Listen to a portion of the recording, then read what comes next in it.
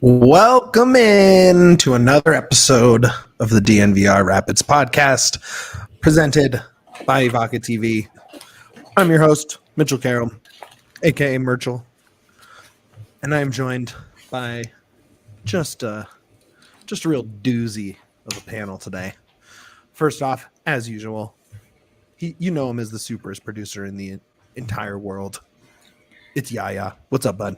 Me and Kill are gonna fight over that title. Well, too bad, Kale. One night, 3 matches. We're gonna clear out the cake fridge in the bar, turn off the light, and whoever comes out alive is the new super producer. That's exactly what's gonna happen at the end of the Avalanche and Nugget season. All right, it might be. All right, we might have a new co-host soon.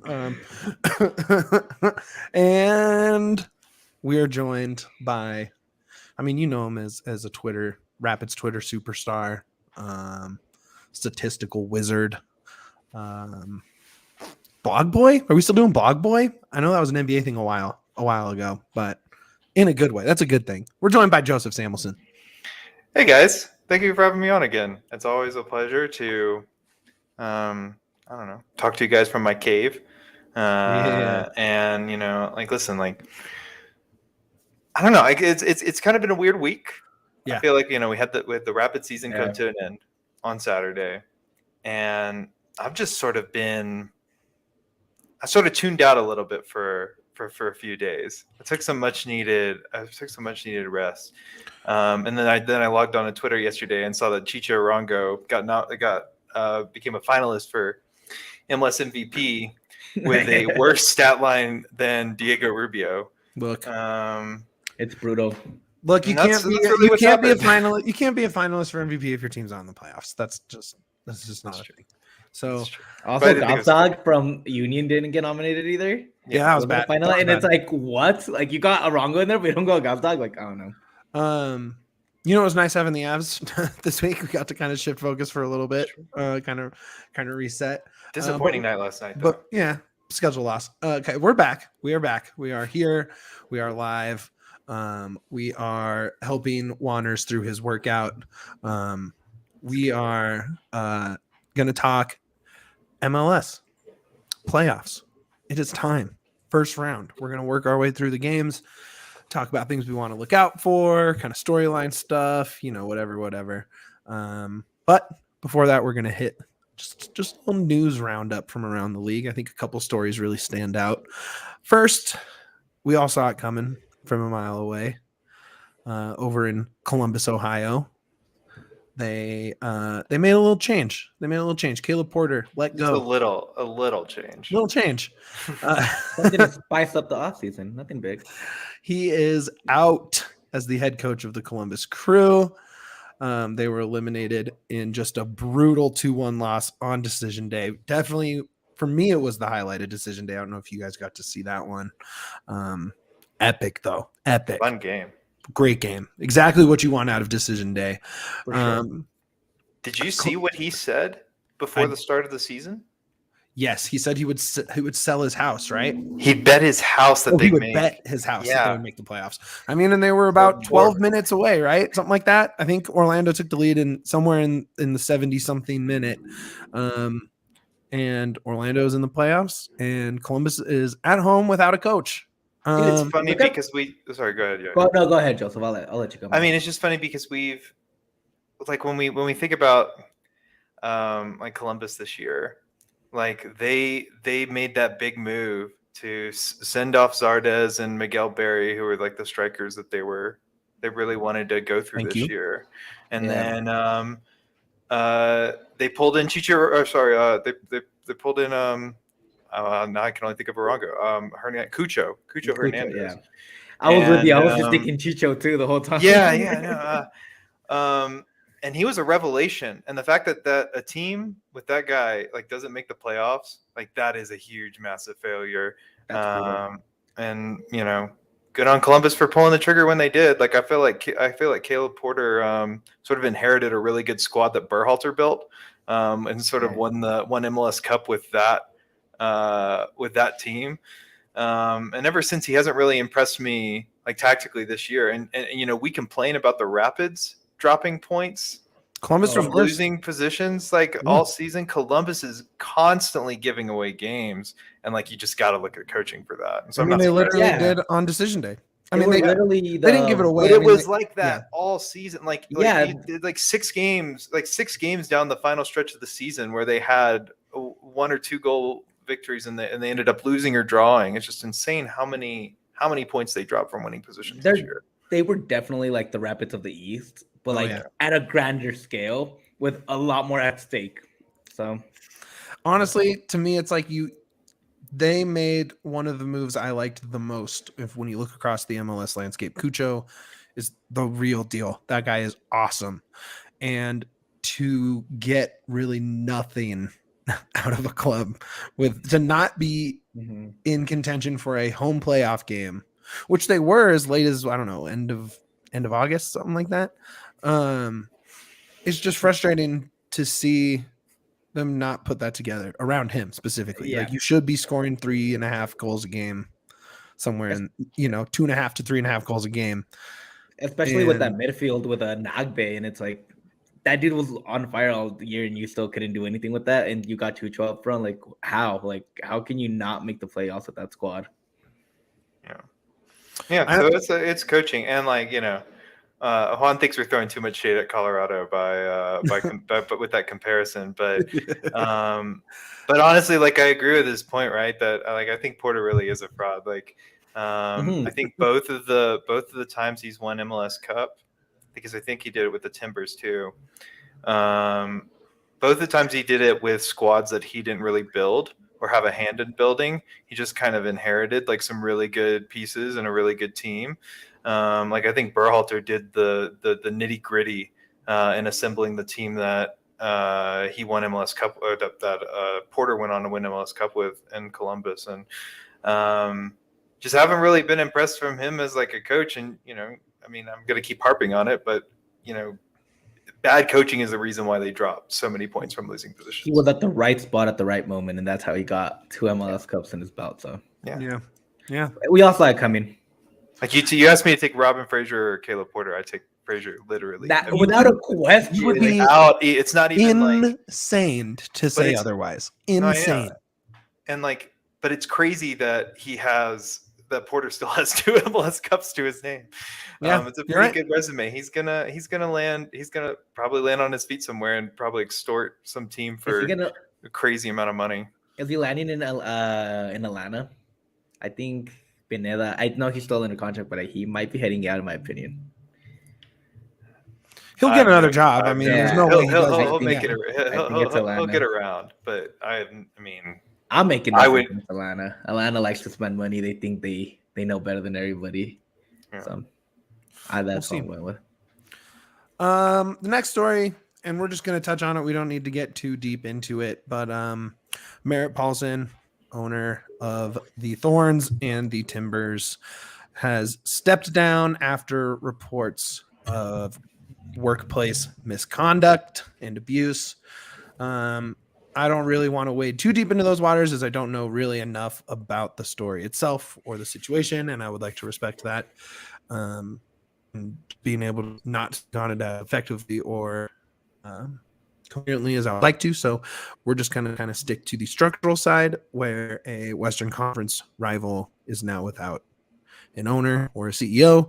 To me, that means one of two things: either they're going to fall into disarray, or they're going to sell and get someone super effective at it, top and turn it around. So what do you see happening for the Timbers this offseason after this is kind of the first big news piece for them? Well, yeah. So if anybody's interested in reading more about it, you should just look up the Yates report, and that'll give you all you need to know. Just punch that into search engine. Jeff Carlisle has some really good analysis on Bing. It with ESPN. Yeah, use Bing. Use Yahoo. Go to the DNVR website and just type in Yates report. See what happens. No, but it's really odd because I think he's still. I could be wrong on this, but I think he's still technically owner. He's He just has the stepped down ownership. from his CEO Yes. position, and it's not really clear whether or not he's going to end up selling the team. Okay. Obviously, it's clear Portland fans really want him to, Yes. and I don't blame them given like everything that's come out from like the NWSL level. But it's a really weird period of transition for Portland, anyways, because they are dealing with sort of this aftermath of the Valeri Blanco Chara core, which is slowly either aged out or is already, I think Valeri's no longer with them. And that core like served them really well for a long time. And I don't know if they've have any ready-made replacements to come in. And like when Diego Chara missed a bunch of games this year, like you could tell Portland had no like sort of midfield solidity. It was sort of like similar to, when the Rapids didn't have Jack Price. And so I think as those players have aged out, like Portland's in a period of transition already, and that's going to be amplified even more post Yates report. And the issue, like the thing that's really interesting to me about Portland is that for the past, I don't know, 5, 6, 7 years, since 2014, Portland or Seattle has been the Western Conference representative in MLS Cup. Yeah. And neither of them are in the playoffs this year. Yeah, none so of the we might be Cascade seeing teams actually. Yeah, so we Yeah, might be like- seeing like Portland going like this may be the start of like a Portland sort of nosedive, I want to say. Yeah. Rebuild kind of. Yeah, Like, for Could be. sure. Yeah, I mean, Yeah. the crazy part about the MLS obviously is that Colorado, Portland, Seattle could all be playoff teams next year because that's how it works, right? It's like up, down, up, down. But Good. you don't like cultural chaos. This is this is something that looms large, even down to a player level, to a day-to-day operations level. Like there are, like your technical staff, your stadium staff, like everyone knows about this. No one is okay with it. It's tough to be motivated to go in and work through this kind of thing. Obviously him stepping down in a way is a major positive, but he's still he still owns the team. He's still, his signature's on the bottom of your paycheck. He's still, like making a bunch of money. He has a team worth over $500 million. It's, I don't know. It could really be a bad time ahead for Portland. Also, Good just for like Colorado though. yeah, it is. But there's almost like the thing is like protesting. Protesting could be like a big thing that just distracts everybody. Coaches, like if he does it, like those are the outside factors play a lot bigger role than people realize, especially when it involves your team owner. Timber fans can be storming the field like United fans stormed Old Trafford. Yeah, and like let's go take it over. It sounds funny, but like it probably can happen and might happen with such a passionate fan base. Yeah. And it's just so disappointing to hear that. You hear it in every league nowadays, and it's just we just want to say that like we're laughing, but we're not laughing at the matter. No, not at all. It's all of this is just like it's really unsettling. There's bad people out there, and unfortunately, sports has had a stigma of covering all these things up. And finally, all these things are coming to light. And I think we should just be able to listen to the victims and be able to assess the situation and do better as just not sports community, but as people all the way around. Couldn't have said it better myself. 100%. Yeah. All right. Well, then next one we're going to get into, and this is Yahya taking the lead here.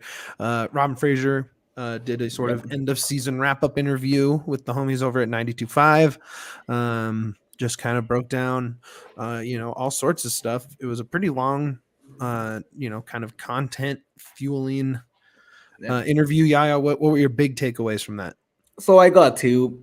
First one is not really Rapid space, but just kind of Fraser. He is gonna go to India to see his daughter play in the sub-17 World Cup, which I think is really cool. Sick. So he's not gonna be here. Sick. He's not gonna be here for a while, and I thought that was just really cool, and I want to give shouts to Fraser and his girl and more than his daughter for getting to that level. It's extremely hard, and her being on the U.S. team at the U17 level is just really cool, and playing in a World Cup. Yo, shout out. The next big Colorado women's soccer star. We on the list. And that's two are fine. We have two finalists for NWSL MVP. And the thing is, Colorado needs an NWSL team, and I've Yep. said it multiple times. They Yep. need it. Yeah. The only way to get one is if you support the Rapids, because then you give them a reason to bring one. Correct. That's the best way to do it. The other one was Frazier was talking about the relationship that he has with Arsenal now. So apparently, over the last year or so, before the last year, there wasn't a lot of relationship between Arsenal and them. But he was talking that over the last year, this relationship has really grown, and he's actually gonna go to their training grounds and go talk to Arteta and all them for a week. He's gonna go planning. He's gonna go help them like just bounce ideas off each other, and they're just trying to grow that relationship between KFC like teams, which I thought was really cool. I mean, that's huge. He is. I mean, obviously, Frazier has respect not just on this podcast here, but across the league. He's clearly a fantastic player. Is a very, very smart, well-rounded coach, but getting together with Arteta and their technical staff and their analytics, and I mean, they're in the midst of a very impressive rebuild, kind of on the tail end of the rebuild part of that, but now they're just kind of reaping the rewards of that. Yeah. And I just that good. I thought it'd take this long, but great time to do it. For what it's worth, like I've been hearing over the last like year and a half that the Rapids have started taking advantage of more of the analytics stuff that that Arsenal has and has offered them. I think a lot of their targets, like they get analyzed by the same sort of data company or whatever. Yeah, cool. that does it for Arsenal. And then as a result, they have access to like all the advanced stats and stuff for, even the leagues that you typically wouldn't expect that there's like that, that available for. So, we can only hope that it leads to a strong transfer targets. And, because it feels like the issue with the Rapids has always been finding the right target that like fits their budget. Yeah. And, if analytics can help them find players that wouldn't have otherwise been on their radar, that's nothing but good news, because it opens the door for more potential transfer targets down the line. Oh yeah, there was that whole rumor that when Marcelo Flores was looking for a team to kind of develop with, that the Rapids might have been interested in, and most of us were kind of like skeptical. We're like, yeah, like we know they're owned by the same person. But I think that was a Yahya rumor. Yeah, no, it was like to be fair, Joseph did come up to me like, "What do you know about Marcelo Flores?" So it wasn't just me. Like I didn't just. No, I didn't know. Yeah, I mean, all I saw was that Arsenal had a guy they were looking to loan out. Yes, and they ended up loaning him out. I forget who they loaned him to, but they loaned him division in Spain. I don't know the team. Yeah, they loaned him to a team I would say is similar to the Colorado's quality. Yeah. So I think I think I was speculating at the time that if Arsenal's looking to get some game experience, maybe they'd look across the ocean, but I think long term the problem is cross hemisphere loans are just so hard on the player.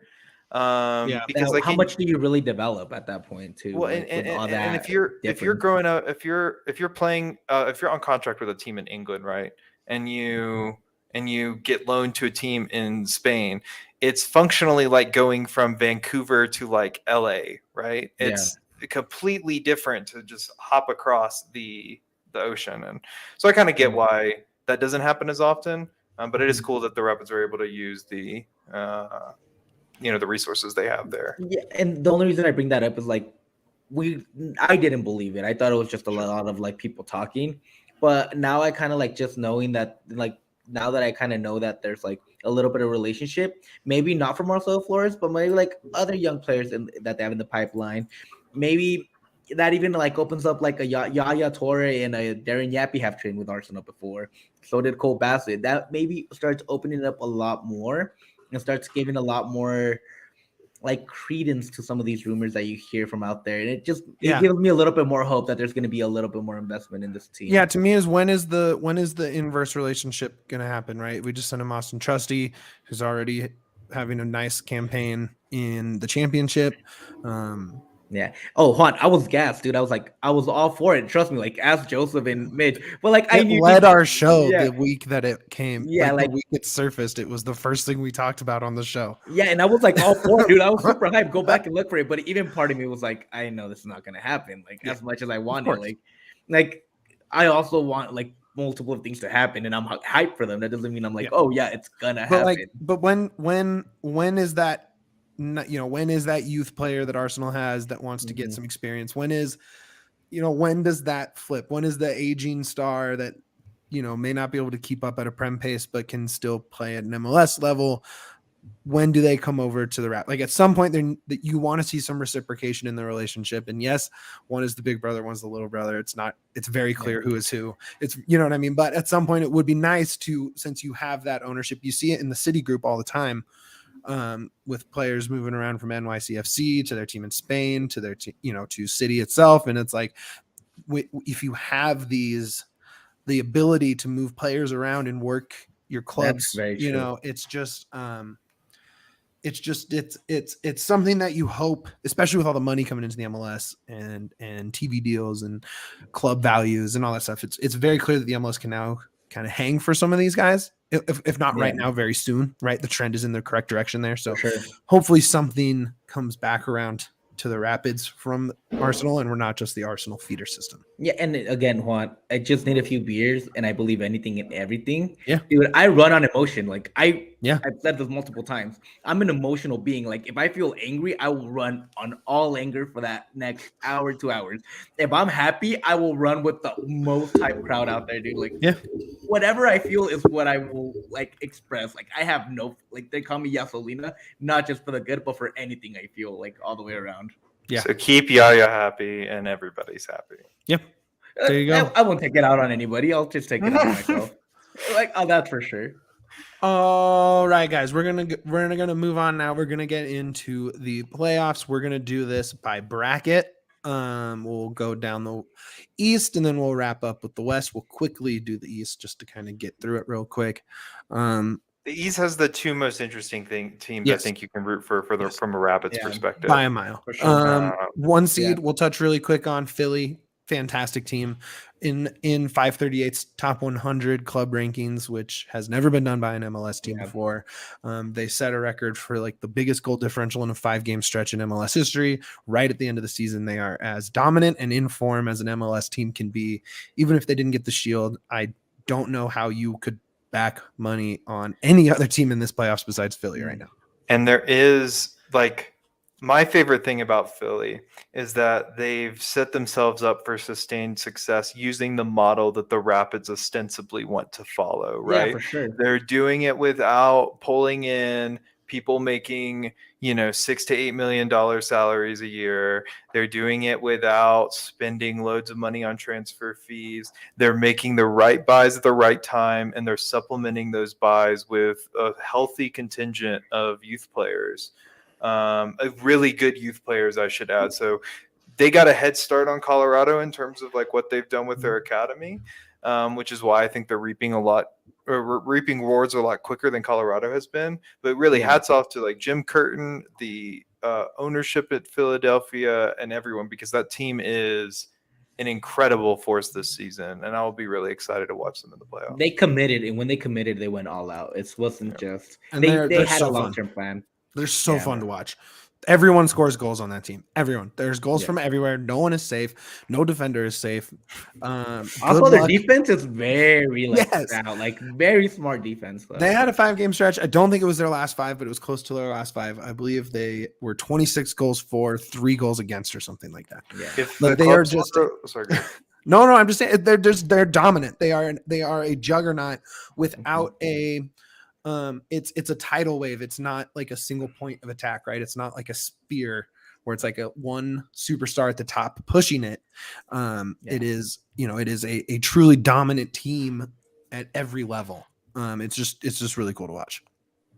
Yeah. One disappointing thing is that because when teams nominate players for like Defender of the Year and all like the end of the season MLS awards, they're only allowed to nominate like 2 defenders like for that category. Mm-hmm. So like they have a back 4 that honestly should Yes. all be in It should be the contention finalists. for Yes. those should be Yeah. but they were only able to nominate I think Glesnes and Wagner, which left poor Jack Elliott, who's also been fantastic this season. Out in the whole year. It's tough to pick out of those. They're also I love Philly. I actually got to go on the Wagner pod and talk to those guys. That was really fun. Before the worst game of the year. yeah. Literally. But I think Wagner is like the most noticeable, so I think I love Wagner. Like front runner. Yeah. Wagner's great. So we'll get more into them when they have. Wagner was everything Edgar Castillo is supposed to be. Literally, If you guys remember, get out of here. We're not doing that. We're not doing that to ourselves. We'll talk more about Philly and LA when we get to LA. We'll dig a little deeper when they actually have a game to talk about. But for now, they're going to chill at home and watch the playoffs just like us until they play next week after their bye. The 2-seed Montreal hosting the 7-seed Orlando, which got in on decision day after a dramatic win over Columbus in Orlando. They're the Open Cup champions. I think if this is the upset special, this is the one I would probably watch out for. Not because I think Orlando's very good. Bitch, you gotta be a Wilfried Nancy believer. I really like Montreal. I like Montreal a lot. I just think there's just something. There's a little something to Orlando that I just feel they can just pull these little magic moments they need late in games. I don't think they're a great club. I don't think they're a dominant team by any stretch. But there's just during Open Cup they can play tournament ball well. Yeah, tournament ball is important. It's a skill, and they played more tournament games than any other MLS team except for Seattle, I guess, this year. I don't know. This is one of the more interesting games to me, not because it's 2 evenly matched teams. It's because I just see something in terms of upset. Am I crazy? Yeah. I don't think so. I think there's room for doubt. I think Montreal is something like you can kind of look at that they're good, but they've kind of broken down at times, and you're just kind of like, I can see Orlando having one of those like tournaments where kind of Portland had last year, where you just kind of run through everybody, and it's not because you're a better team that you just like got lucky a little bit, and I can think Orlando can kind of make that same run. Yeah. What do you think, Joseph? I think just Montreal's just a really interesting team because the entire league media just completely ignored them all year because you know it's Montreal, like they speak French there, so nobody cares in the English language media. No, I'm serious, but that's like kind of how it feels like they were 3 points off the Shield this year. You're right, and nobody really even cared. And they have their own kind of bagel in Montreal, just a little cool thing. Yeah. That's why I would maybe vote for them to win this game. I think if they get past Orlando, I think they're a good shout. Like they're the only team I can really look at, and if they face Philly, I could see either team winning. Like Philly, I think can like beat everybody else in this bracket except Montreal is a big question mark for me. Yep. So I think if they can get past Orlando, good luck going into Philly though. That's the scary part. Is it will no matter what be in Philly. That's true. That's true. But that would be a great conference final that I would love to see. Oh yeah, all the way around. We never get 1-2s. It's the MLS playoffs. Yeah. But I think this year is a really good chance we get one because last year you remember Philly didn't make it far because they got, I want to say like 5 players got COVID right before the conference. What's a COVID test? Don't ask any MLS teams because they have no idea. COVID, I never met her. But I really want to see that 1-2 game. Like, give me that in the East. I'd love to see that. Yeah. Look, I mean, Montreal should win this game. Should win it pretty comfortably. They're a good home team. I don't know. I think it's just interesting. Orlando is a scrappy tournament team, like we said. That's the only reason I bring it up. The tourney is the one that they showed that they know how to like play in tourneys, and that's all it is. It's a race to 4 wins. Yeah, and I probably wouldn't pick them to even win next round if they pulled off this one. I just think there's weird things happen in the MLS playoffs. Why not? We'll see. Okay. Next, the 3 seed, NYCFC taking on the 6th seed Miami in Yankee Stadium. This is the one I wanted to give credit to Miami. I shitted them all year. You did. You were very shit down. on them so Literally hard. every time I got on here, I think you made some comment about how terrible of a team Miami was. I shit them all year. I said if I'm honest, I didn't pay much attention. I just knew that they were bad.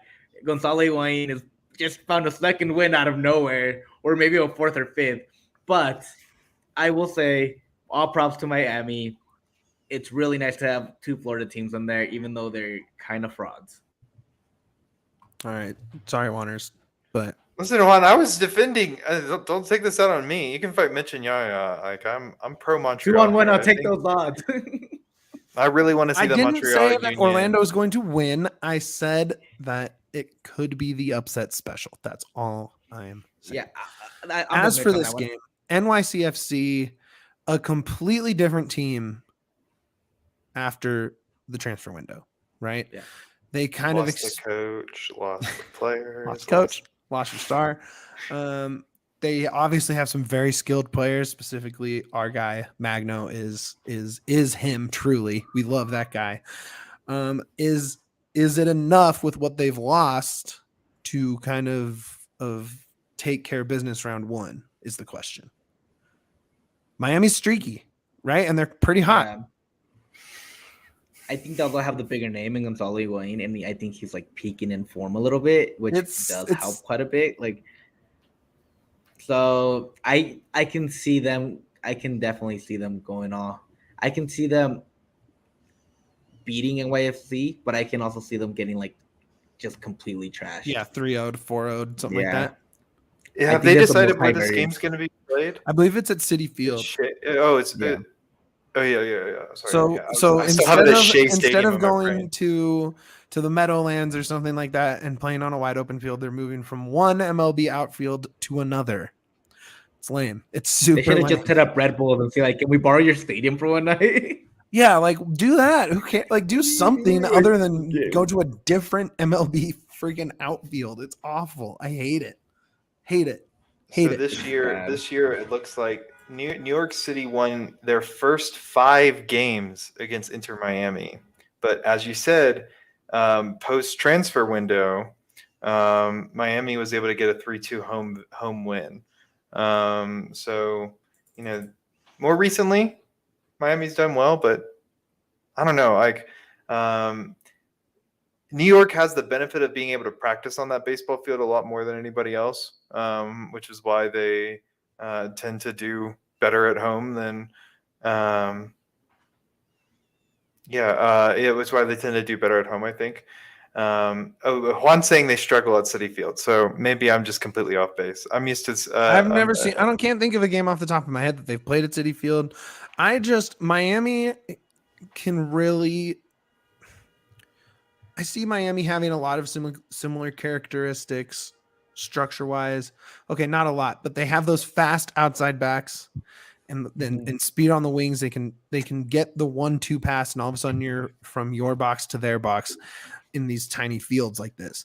And you saw the Rapids take a 1-0 lead before they couldn't hang on to it, but it's you can see a similar style from Miami with Yedlin out back and some speed on the wings. And it's stylistically going to be one of the more interesting games to watch for sure. It's gonna be wide open. By the way, somebody crashed right outside the office. So whoa. Here, while I'm metiche and trying to see what's going on out there. Do you want to do a quick little ad read so we can? Of course I do. We got a new ad read from the homies over at Avaca TV. They are the GOAT in Colorado. That is the greatest of all TV. Avaca delivers amped up sports coverage for Colorado fans featuring Altitude Sports. It's Av season, baby. It's Nugget season next week, baby. You get AT&T Sportsnet. You get the most regional content for the lowest price for sports in Colorado. Avs, Nuggets, DU, CSU, UNC, and MSU. Go Roadrunners, baby. Did you know that our DNVR Nuggets crew went to Serbia? Did you know that, Joseph? I did know. I saw some of the YouTube videos. What about you, Yaya? Did you know that? It doesn't look like. Yes. It didn't look as good as Guatemala, though, I will say. Oh, shots at the DNVR Nuggets crew. Oh, Anyways, I was saying DNVR shots out of Serbia. Wow. The DNVR Nuggets crew went to Serbia to learn more about the history and culture of a country that delivered the city of Denver a 2-time MVP. They recorded the entire trip for a documentary that is premiering exclusively on Ivaca TV later this month. That's right. DNVR and Ivaca TV have teamed up to create exclusive premium content, just like this 90-minute documentary on Jokic, Serbian basketball history, and DNVR's adventures through Belgrade, Sombor, and more. You can watch it by going to Ivaca.tv and signing up for just $25 a month, plus a $5 receiver fee. The trailer for 100 Invisible Threads is live on our YouTube channel right now. Go check it out. It is going to be so sick. Adam, RG, the whole Nuggets crew did such a good job capturing what was clearly one of the greatest trips of all time. They are all Serbian royalty now. They were on 2 national talk hosts, like the Good Morning America of like Serbia. They were there, man. Like they Dev sat courtside next to Boban Marjanovic for Greece Serbia World Cup qualifiers. Is the footage from the Red Star game in the documentary? Yep. Okay, yeah, so that's what you got to say on the soccer pod. Hey, right? don't tell me how to do an ad read, Joeseph. Nuggets. We're trying to promote all Nuggets here because Nuggets. But you guys got to go watch the movie because they went and saw Red Star, which is they were at one of the historic clubs. Well, they were at the Maccabi Red Star Belgrade, the second leg of their Champions Playoffs, which was a dramatic Maccabi Haifa win. It was an epic game, though. It was one of the more entertaining of that round. So definitely go check that out. Look for it this month. It is going to be amazing. Just make sure you go to ivaca.tv/DNVR and you can watch your favorite Colorado sports teams and original DNVR content.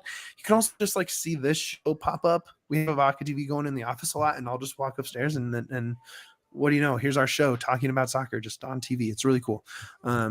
So by all means, please go through the homies at Ivaca for your TV and make sure you check out 100 Invisible Threads. Okay, moving on. Next game. And I believe the last game of the bracket. Yes, the 4-5. Red Bull, home. Cincy, visiting. Brenner and I'm giddy for this. Vazquez combined for like 50 goal contributions this season. Yeah. And then they had a guy with 20. Cincy is exciting. Cincy's really exciting. I really, really, really like Cincy. If I were to put any money on a road team this weekend, it would probably be Cincy. Yeah, it's just they're fun as hell. I don't know how else to say it. They score bangers. Vazquez is a monster. I'm also a Red Bull doubter, so maybe that plays into this. Joeseph, where do you stand on this game? You should absolutely be a Red Bull doubter. If 25 plus years of Major League Soccer is any indication, this team is going to flame out in the playoffs like they always do. What's really interesting about Cincy is, you got that notable former Colorado Rapid. Talk about all those goals that Cincy scored. 0 by Dominic Baggi this season. They paid a good amount of money for him too. They paid a good amount of money for Baggi. And he hasn't really repaid them back. Not at all. But yeah, I'm absolutely pro Cincy here. Juan's already got in the comments about this, but he's right. Red Bull's bad at home. They aren't a great home team. Cincinnati plays with a fearlessness. Like they just know they can outscore you. Yeah, exactly. So as long as Brenner and Vazquez show up to play, then this is a Cincy dub. Easy for me.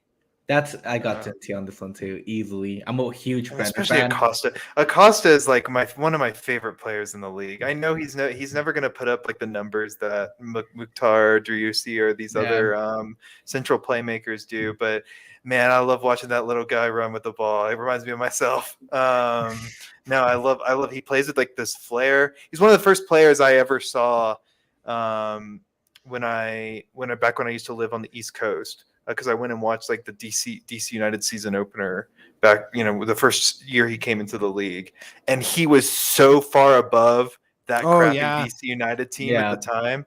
because that DC United, this is like the year after DC United like had the worst record in MLS history, and they went on and like brought in Acosta, and he was so much better than that entire team.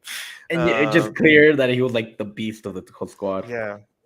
It was back when he was on loan from Boca Juniors. He was such a good talent. I love watching that guy play. I'm all in on Cincy. I think we're all in agreement.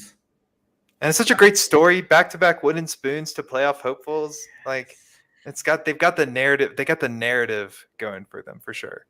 Philly will be a tough test, but I think they can get through New York easy. Oh yeah, I think easy. I'm really excited. And now that I've said it, they're gonna just crouch out. But the matchup I'm really excited is like the Aaron Long versus the Brandon Vazquez. I want to see how like that goes. It's gonna be awesome to watch. Like that's something I'm really gonna just keep an eye on, especially with Aaron Long being a free agent. Just like how future Rapid, like future Rapid captain, maybe not Rapid captain, maybe second captain. But I think it'll just be really fun to see how. I think it'll just be really, really, really fun to see how Aaron Long handles those two, like how the marking's gonna be and stuff like that. Yeah. All right. I think we're all in agreement there. Clean sweep. All right. Next, we're going to jump over to the other side. LAFC with the 1 seed and the weekend off. They won the Shield. They are really good. They're really deep. They have a ton of guys at every position. I still think Philly's better, though. I think Philly's better. That's the thing. Teams that win the Shield rarely win MLS Cup. And the thing to me is you can have a ton of talent, but do you have a team? Right? Like they have a ton of talent. Is it going to click and be cohesive when you need it to be? All I know is that Gareth Bale hasn't been cohesive for them. No, not at all. They've rested him a bunch. He hasn't ingratiated himself. There's not really a spot for him in their ideal 11. Yeah. That was just a big signing. But it does say something about them though, that like you got Gareth Bale on the bench. Yeah. Like that's just Gareth Bale's sick. It's still that Will Ferrell just spend money to spend money. That's true. Yeah.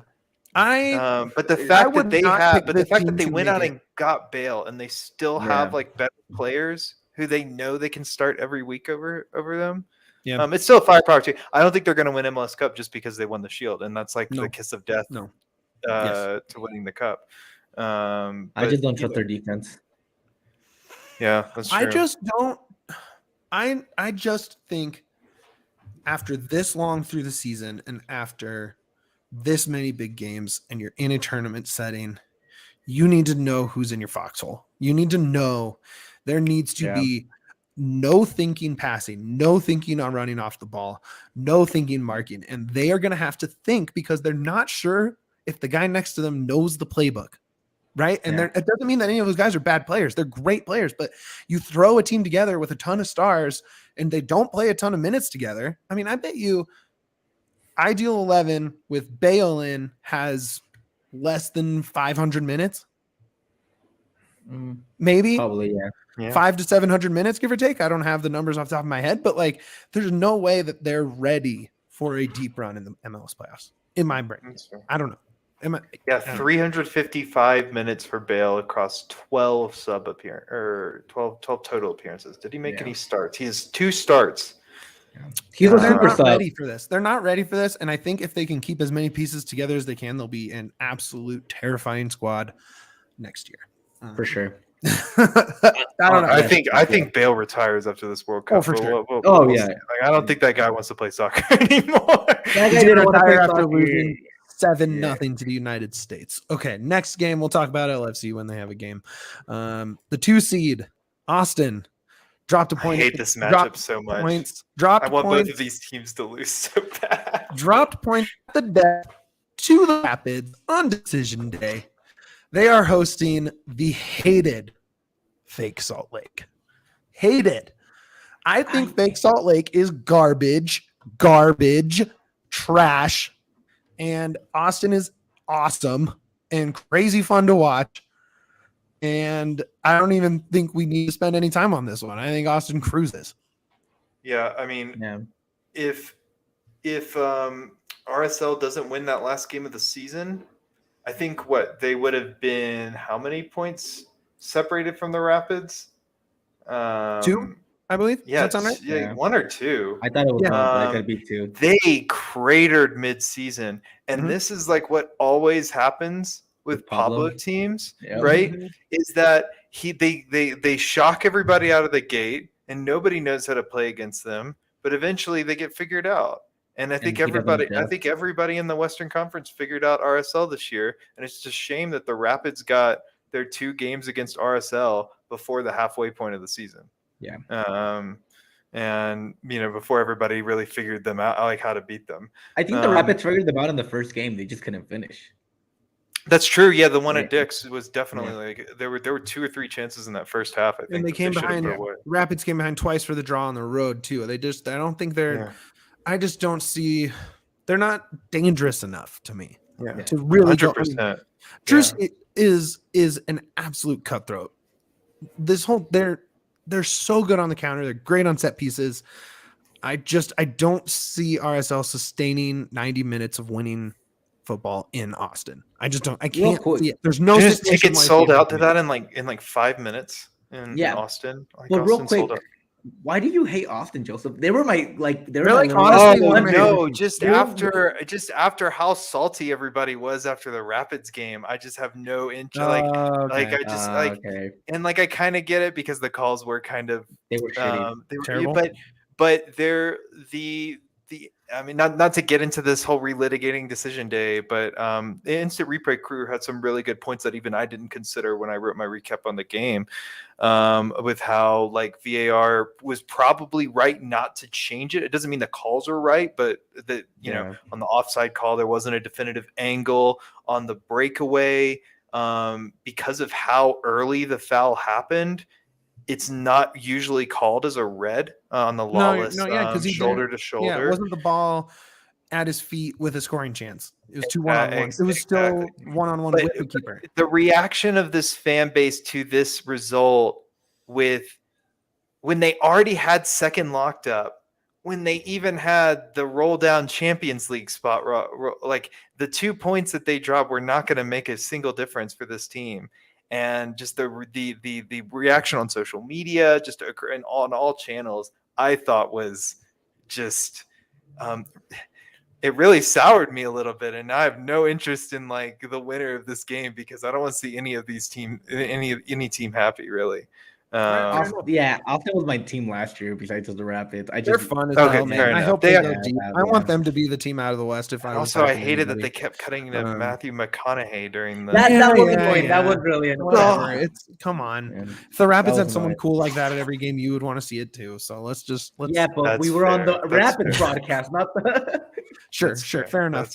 Fair enough. All right. Next is the 3 seed Dallas FC going against visiting Loons, the 6 seed Minnesota. Rapids. God, I feel like they should have got 6 points from Dallas. They got 3. Man,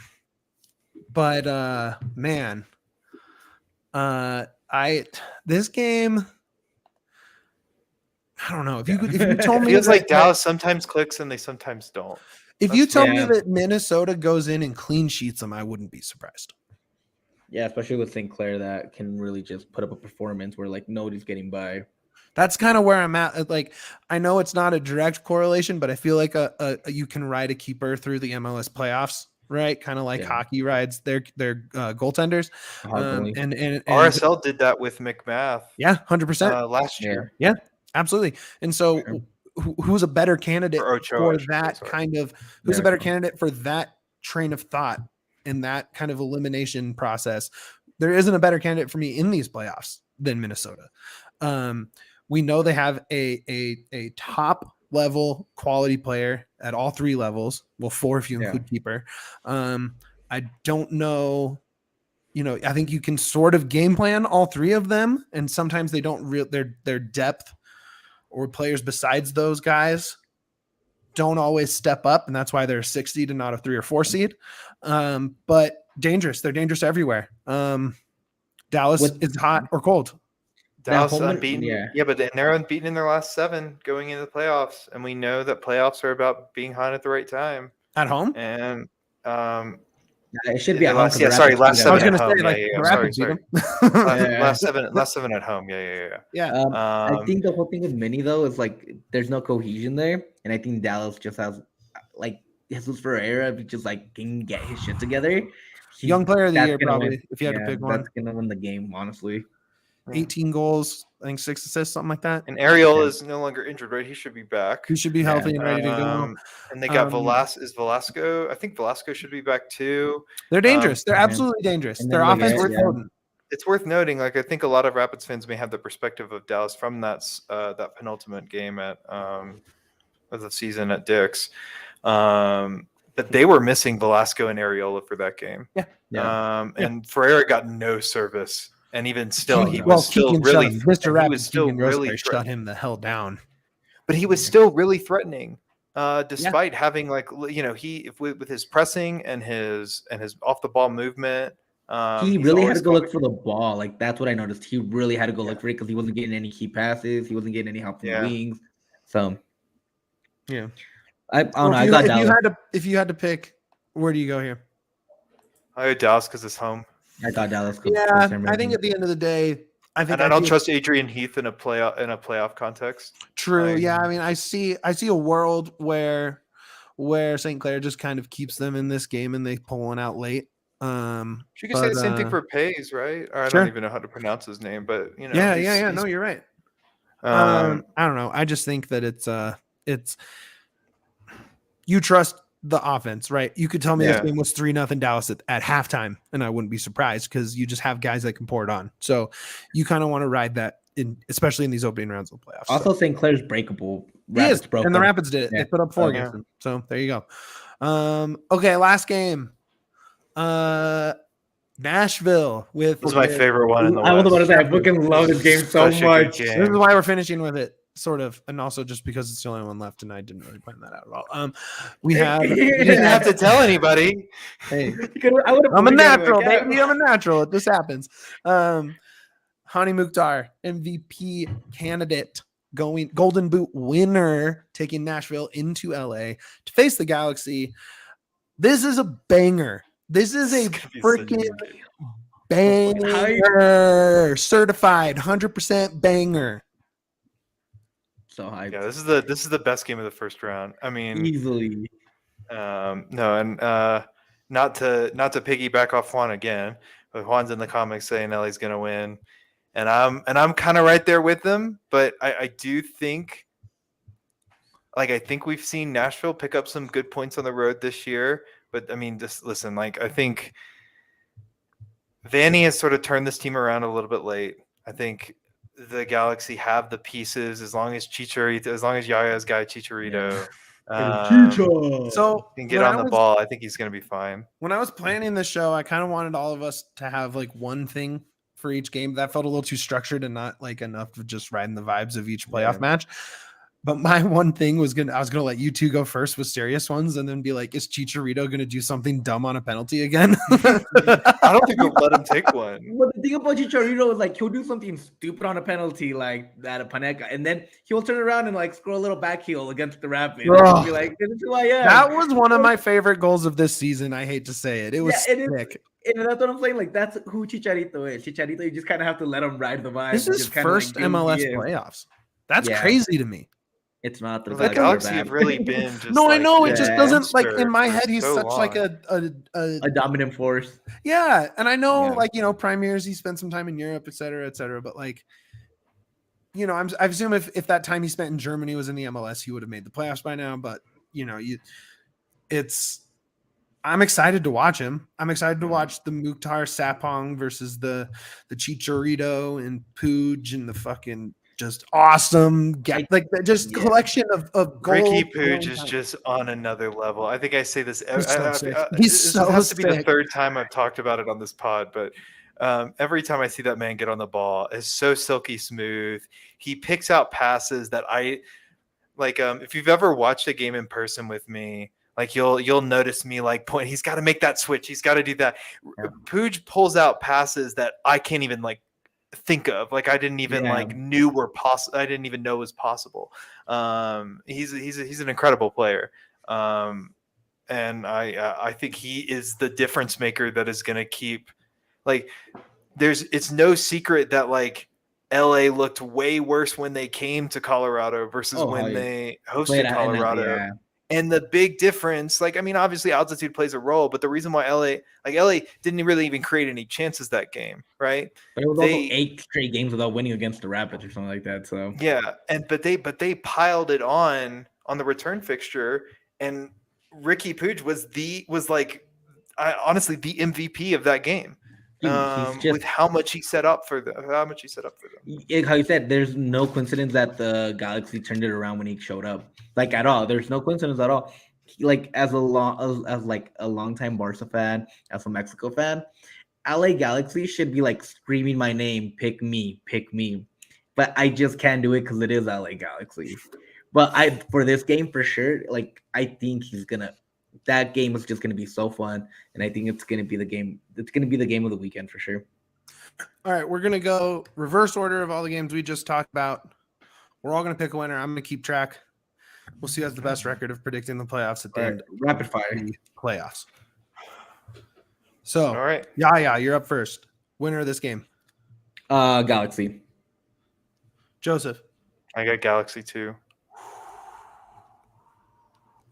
I'm gonna say Nashville just to get the extra possible. Oh, you don't have to handicap yourself. Yeah, like that's not the way. Like just choose what you think is gonna win. I am on the fence on this game because I see. We haven't even talked about Gary Smith. That's true. Yeah, and also but we're also at an hour and we still have to predict the rest of these games. So that's yeah, I hate Walker Zimmerman. I love Walker Zimmerman.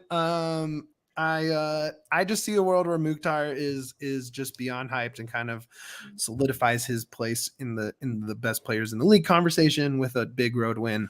I would not be surprised about to win. I wouldn't say this is my highest confidence level if I'm picking in any upsets or anything like that. I just think Nashville is a really good road team. So yeah, fair play.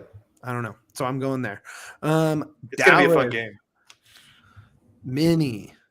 I got Dallas. Yeah. Okay. Dallas. You know, I know I said Dallas in the lead up, but I feel like this is my only chance to pick a round one upset. Okay. Because I think the other one I gotta not to spoil the last game in the Western Conference, but so I think Reynoso, if Reynoso comes in and has like just the game of the year, I think Minnesota can win this. So I'm gonna say Minnesota win on penalties. Ooh, spicy. Ooh. You have Minnesota, me and Yaya picking Dallas. Am I safe in just saying Austin clean sweep? Austin wins this game? Yeah, easily. I can't even close. even if I thought RSL was good, they're just not good. RSL's just not good. Okay, the other banger of a game. The 4-5s are just fun as hell. Like, yeah, they are. They're the best games. These are just such good games. Red Bull Cincy and Red Bull. Yeah. Who do you got? Cincy, man, you got to give me that Brendan Vasquez, Brendan Love. Cincy getting a road win. Joseph. Yeah, I got to go Cincy too. I don't trust New York. I don't trust Red Bulls at home. They lost to the Rapids of all teams. If you're going to lose to the Rapids at home. Only Rapids road win of the entire season. That was bad. Then I gotta pick. They did almost come back though, so that's something that's true. But they fight so. I just gotta go Cincy. I gotta go with my guy Acosta. Also, they lost last year at home, didn't they? They did. I mean, they pretty every time they get knocked out of the playoffs, it seems to happen at home. Yeah, it tends to happen. That's what I thought. Okay. NYCFC hosting Miami. Hold on, pause. Wanners, are you kidding me right now? You're picking RSL to go in and beat Austin? He's thinking you're just with like his the wallet. Money. You're just betting. Yeah, he's thinking with his wallet. Yeah, you're just of the biggest stuff that money you can make. Okay, moving on. NYCFC hosting Miami. Yeah. Who do you got? I guess I'm a believer of Gonzalo Higuain, man. Give me Miami, Inter Miami. I don't know, man. I just got a feeling like they're getting hot. They're gonna get going, and it's just fourth one of those quarter teams. Turnaround for Yaya in Miami. It's like I just think something's gonna happen there. That's gonna be like how, why, where. And I think Miami just like does it. I really wow. I'm impressed. Okay. All right, Joseph, who you I got? vibe with that. No, I'm going to my CFC chalk here for me. Easy for me too. I think Magno has a freaking game this weekend. That's my prediction. So, okay, last game on the slate: 2 seed Montreal, Orlando. I said this one could be the upset to pick. I'm You guys going. ridiculed me. I am going with Montreal. As much as I said Orlando is going to be feisty, I still think Montreal still good for a team that kind of struggled at the end. Yeah, Okay, I gotta go Montreal. Yeah. Okay. Nancy for me is my coach of the year. I think that's a very good pick. What he's done with that team, with just where Montreal was, where they were these last few years, it's just incredible. Like, their turnaround is incredible. And I love sure. Mihailovic. I think it's just really disappointing that he always got injured at the wrong time during like those international windows, so we couldn't see him rep the States. But he's a quality player. Big fan of his. All right, we're gonna just run these down real quick. In the West, 2 seed Austin. We have all 3 of us picked Austin to beat fake Salt Lake. The 3 seed Dallas against Mini. Me and Yaya have Dallas. Joseph picked Minnesota. In the 4-5 Galaxy Nashville game, Yaya and Joseph picked the host Galaxy. I took Nashville. In the East, 2 seed Montreal versus Orlando. The 3 of us clean sweep to Montreal there. NYCFC Miami. Yaya upset special. Taking Miami in City Field. Me and Joseph. I think City Field is like the one thing that also just gets to me, that I think it's going to affect it.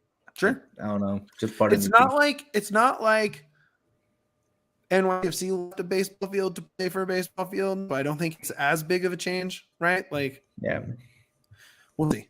And then the 4-5, the game that we're all most excited for in the East, Red Bull Cincy, we clean sweeped with Cincy. So we will keep track of this through the playoffs. And we'll see who comes on top. Are we going to close out the brackets here, or are you going to invite me on back again? We'll invite you back on, man. We're going to invite you back on, obviously. Yeah. We'll go like match by match. Yeah. Well, I'm going to put up a bracket challenge through our I'll throw it up on the DNVR Rapids here this evening, afternoon time. So everyone can jump into that. Everyone get your brackets in. It'll be really fun before the game tomorrow. I believe 10 a.m. is the opener tomorrow. That is the Red Bull game, I believe, is the first game tomorrow, right? Can we talk briefly about like MLS's insanity with scheduling this game when it conflicts with like a Premier League game?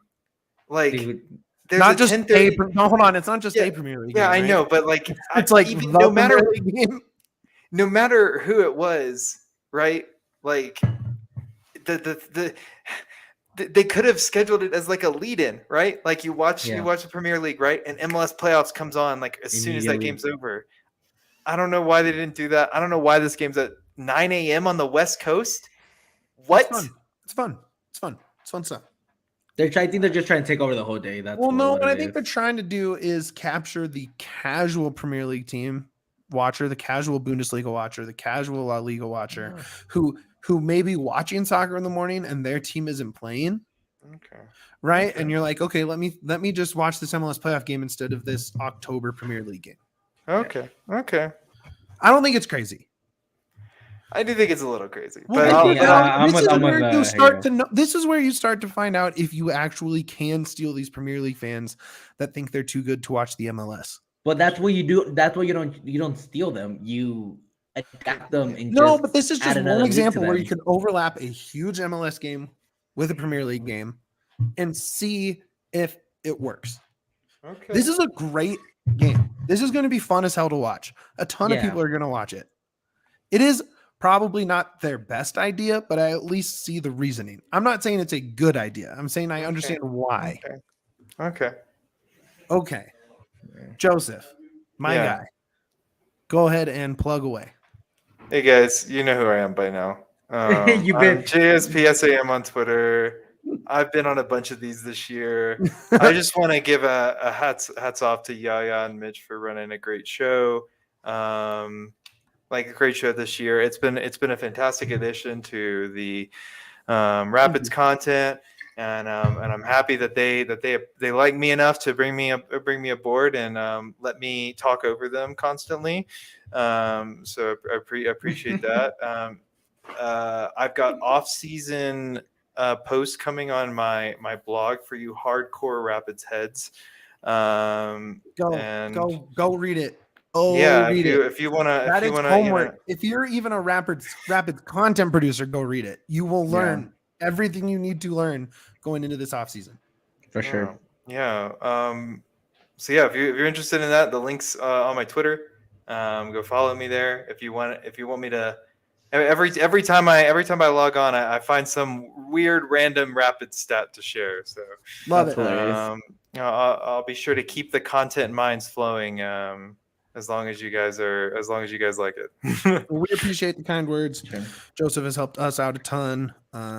We all learn from him all the time. He's quick in the comments with stats when you're not really sure what you're saying in a point, and he backs you up or completely ruins you either way. But it's a good thing. But we really appreciate Joeseph. Obviously, he's been on a ton, and he's one of the homies. So make sure you follow him. Make sure you consume his stuff. If you even kind of like our show, you will like Joseph's content. So for sure. Yeah. Go ahead and plug away, my guy. Same as always, give us a 5-star review anywhere you're listening. Please. Apple Podcasts, Spotify, Stitcher, all those places. They help us out a lot. Also, give us a review if you're giving us a 5-star review. If you're giving us anything less, please don't say anything. Yeah, just love you keep anyways. it yourself, yeah, no one cares. Honestly, follow us on Twitter. Mitch runs that account. He does a great job of running that DNVR_Rapids account. It's a lot of fun. Interact with us. Let us know what you want to hear, what you don't want to hear, and we're always more than happy to try to accommodate as much as we can. No, just tell us we're good. That's all I want. Just tell us how great we are. That's it. You just want the good. Yes. Also, follow me on Twitter, DNVR_Yahya. I'm going to try to tweet some more takes, whether they're good or bad. Definitely during the World Cup, you'll see me go insane, and we can talk about World Cup. And we will be having World Cup content coming up as well. World Cup watch-alongs and post-game shows. So it will be a lot of fun. Yes. So can't wait for Mexico and the U.S. to both go out in the group stage. Joeseph, not now, dude. Save it. Woo! I'm hyped. I just was ready to go. I'm sorry. I know I ruined the vibes at the very end. If you are going to a Avalanche game, if you are going to a Nuggets game, if you are going to a concert, if you are going up to CSU or CU and you want to go watch some awful college football, if you're doing any sort of event that requires a ticket, link in the description. Click on that. Go to Game Time. They have the cheapest tickets anywhere. They are a fantastic partner. We very much appreciate having them on board with DNVR. They guarantee low prices. If you see the same seat cheaper somewhere else, they will give you 110% off your next purchase. So go ahead and go through them. Follow me on Twitter. Follow Aya. Follow DNVR Rapids. I think he said all that. And then let's see. Oh, shout out to my boy McTominay yesterday. That was tight. Let's see what else. Stralko got destroyed. Okay, cool. That's gonna wrap it up for the DNVR. Shout out Rapids and Dad for being podcast. in the comments, by the way. Our guys, shout out. Love you guys. This should be a fun weekend of the MLS playoffs. Follow us on Twitter, interact with us. We'll all be talking about it. We might even be hanging out together watching some of it. So with all that said, more important than everything we talked about, as always, up the Pids.